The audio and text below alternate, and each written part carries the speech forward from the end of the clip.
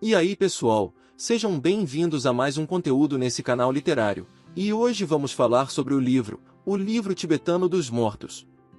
Então, te segura na cadeira, pegue o seu fone de ouvido, e vamos para mais um resumo de livro. Título: O livro tibetano dos mortos. Editora, Pensamento. Páginas, 368. Entre os textos mais profundos da espiritualidade humana, o livro tibetano dos mortos, ou Bardo Thodol, ocupa um lugar singular. Muito mais do que um manual sobre a morte, trata-se de um guia sobre a consciência, a impermanência e o próprio sentido da existência.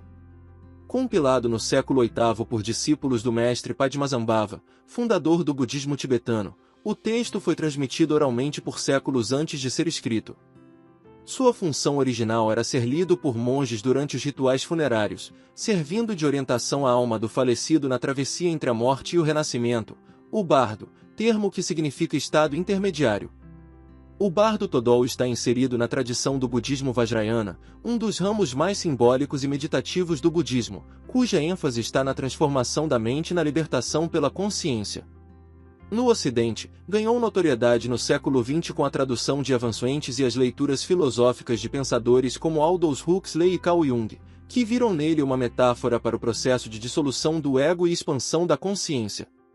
Mais do que um texto religioso, o livro tibetano dos mortos é uma obra literária, filosófica e psicológica, um verdadeiro espelho espiritual que ensina, através da morte, o valor de viver com lucidez. A obra se organiza em 3 grandes fases ou bardos principais, cada uma representando um nível de dissolução e de confronto com a mente. O momento da morte é o primeiro e mais importante estágio. O texto descreve com riqueza simbólica a dissolução dos 5 elementos, terra, água, fogo, ar e espaço, até o instante em que a consciência se depara com a luz clara primordial, o brilho absoluto da mente iluminada. Neste momento, o indivíduo tem a maior oportunidade de alcançar o nirvana, reconhecendo essa luz como sua própria essência. Contudo, a maioria récua, tomada pelo medo e pela chamada heresia da separatividade, a ilusão de ser algo separado do todo. Essa recusa é o primeiro passo para a continuidade do ciclo do renascimento. O Bardo Thodol foi concebido como um manual de travessia espiritual. A leitura é feita por um monge ao ouvido do falecido durante 49 dias, número sagrado que representa 7 ciclos de 7. Cada dia da leitura corresponde a um momento do processo pós-morte, e o texto contém instruções para que a consciência do desencarnado reconheça a natureza ilusória das visões que surgem e se liberte do ciclo do renascimento.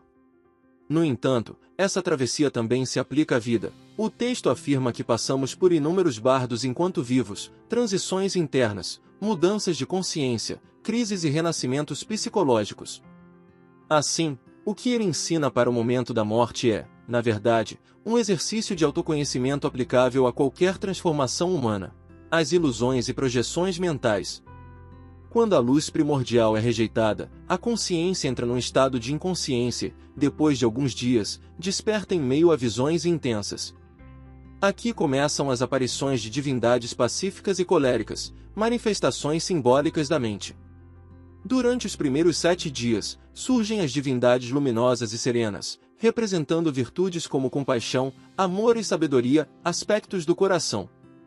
Se o falecido as reconhece como projeções da própria mente, liberta-se do bardo. Nos 7 dias seguintes, aparecem as divindades iracundas, figuras aterrorizantes que simbolizam as paixões, os medos e os vícios não dominados. São as mesmas virtudes anteriores, agora vistas pela lente da mente egoica. O texto adverte que é preciso não temer essas visões, pois elas são ilusões criadas pelos próprios pensamentos.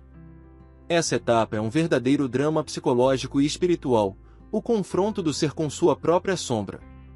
É aqui que o Bardo Thodol se aproxima da psicologia moderna, especialmente da análise junguiana, ao tratar os deuses e demônios como arquétipos do inconsciente, o juízo e o retorno. O terceiro estágio é o do renascimento. A consciência, ainda presa aos apegos e desejos, passa a formar imagens relacionadas à sua próxima encarnação. Surge então o juízo final, não como punição externa, mas como uma revisão interior em que o espírito vê, com total clareza, todas as suas ações e, sobretudo, as intenções que as motivaram. O texto ensina que o julgamento não é feito por um Deus, mas pela própria consciência espiritual, o verdadeiro Senhor da morte. Esse é o momento mais doloroso, pois o indivíduo percebe o quanto de sua vida foi movido por vaidade e egoísmo. Entretanto, há uma possibilidade de salvação. Se o falecido invocar seu nome interno, sua essência divina, o equilíbrio se restaura e ele é libertado do ciclo kármico. Caso contrário, o desejo de retornar à matéria o conduz ao renascimento. O lama, então, tenta guiá-lo para que feche a porta do ventre e escolha pais virtuosos, capazes de favorecer sua evolução. A filosofia do bardo toda parte da constatação de que tudo é impermanente, o corpo, a mente e as próprias emoções. A morte não é o fim, mas a continuidade de um processo de mudança constante. Aprender a morrer, portanto, é aprender a se desapegar. A libertação ocorre quando a consciência deixa de se identificar com formas passageiras e reconhece sua natureza essencial. O livro afirma que todas as experiências, visões e sensações após a morte são projeções mentais. Céus e infernos são estados da mente, não lugares físicos. Essa percepção é libertadora, ao compreender que tudo o que vê é criação própria, a consciência deixa de se prender ao medo. A realidade é um espelho, e o que se vê fora é reflexo do que está dentro. Outro ensinamento essencial é o cultivo da consciência em vida. O texto orienta que o indivíduo examine constantemente suas motivações, pois são elas, e não apenas os atos, que determinam o destino após a morte.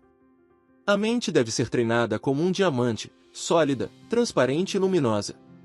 Assim, os bardos da vida, as crises, os desafios e as transformações, tornam-se oportunidades de crescimento espiritual. Ao fim, o livro tibetano dos mortos transcende o rótulo de texto religioso.